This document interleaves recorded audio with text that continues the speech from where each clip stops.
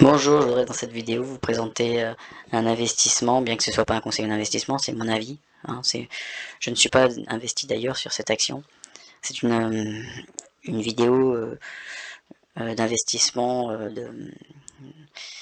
de mon point de vue par rapport à mes choix et à une valeur que je trouve particulièrement intéressante. Je ferai d'autres vidéos d'ailleurs dans le même style. J'ai auparavant parlé d'investissement dans les crypto-monnaies, mais en présentant certains projets à la marge, mais également aussi des actions et des investissements globaux dans les matières premières. Mais là, je m'intéresse à une entreprise technologique américaine. On parle très peu d'actions américaines euh, dans le dans le YouTube francophone. Donc voilà. Donc je vous parlais d'Etsy. D'ailleurs, je ne suis pas un client régulier de Etsy. Hein. J'ai découvert cette plateforme en 2020 pendant la pandémie, comme beaucoup de clients d'ailleurs, hein, qui ont erré sur Internet pendant ce temps-là. Et cette action est intéressante parce que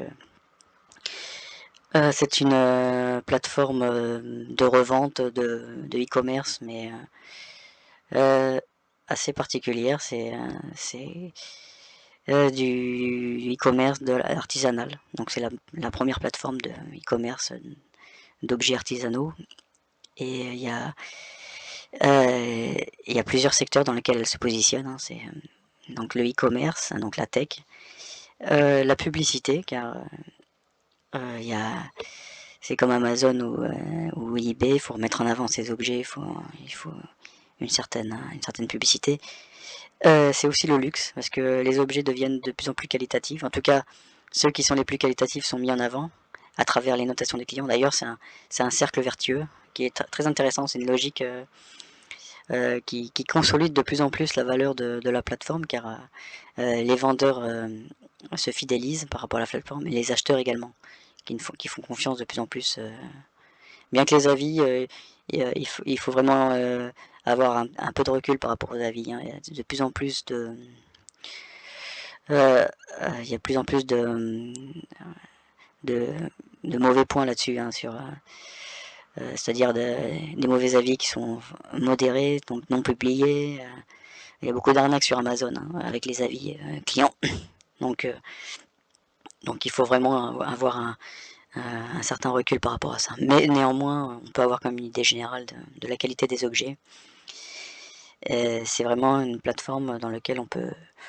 Et c'est aussi une valeur qui est une valeur verte, c'est-à-dire ESG, parce que elle présente un commerce de biens, bien que ce soit des biens qui ne soient pas utiles dans la plupart des cas, mais c'est des objets qui sont artisanaux, donc moins industriels, bien que euh, je pense que beaucoup d'objets industriels sont dissimulés en tant qu'artisanaux là-dedans. Il ne faut pas se faire d'illusions non plus. Voilà, donc pour la présenter. Et ce qui fait aussi sa valeur, c'est vraiment le fait que les gens soient vraiment satisfaits de cette plateforme. Hein. On peut la voir hein, sur Google Play. Hein, c'est une des applications les plus téléchargées, hein, avec plus de 10 millions de téléchargements et 1 million d'avis et une note vraiment extrêmement élevée, hein, en moyenne de 4,8. Donc c'est vraiment très intéressant. Et j'en parle parce que voilà, donc l'action a démarré sa cotation en 2015, donc presque 10 ans, et elle a commencé à environ 30 dollars. Et là actuellement, elle vaut 63, donc à peine 2 fois plus. Sachant que depuis 10 ans, la valeur s'est bien implantée hein, dans le monde, hein, surtout en Europe et aux États-Unis. Et elle a connu des hauts et des bas, mais elle semble être assez mature hein, comme société et je considère que c'est une action qui a un énorme potentiel avec une capitalisation seulement de 7 milliards que l'on peut comparer avec eBay par exemple qui existe depuis longtemps et qui a une valeur de 22 milliards mais qui a, qui a des revenus beaucoup plus solides. Donc Etsy reste vraiment peu valorisé par rapport à un potentiel selon moi important. Néanmoins, il faut prendre en compte ses revenus actuels qui sont encore assez faibles, hein, et l'entreprise n'est pas rentable en 2023 actuellement. Donc, bien que les revenus soient, les ventes progressent d'année en année, il y a quand même un endettement quand même assez important compte tenu de la conjoncture actuelle des taux d'emprunt qui augmentent. Donc, un refinancement assez important. Donc, être une valeur de croissance ne suffit pas à, à attirer les investisseurs actuellement. Il faut aussi également avoir de la rentabilité, bien que vu la valeur de la société, il faut aussi prendre en compte qu'elle est susceptible d'être rachetée, hein. Elle pourrait très bien être rachetée par Amazon, hein, qui vaut plus de 2000 milliards actuellement, donc il y a largement les reins pour pouvoir englober euh, manger cette société facilement. D'ailleurs, c'est très probable. Mais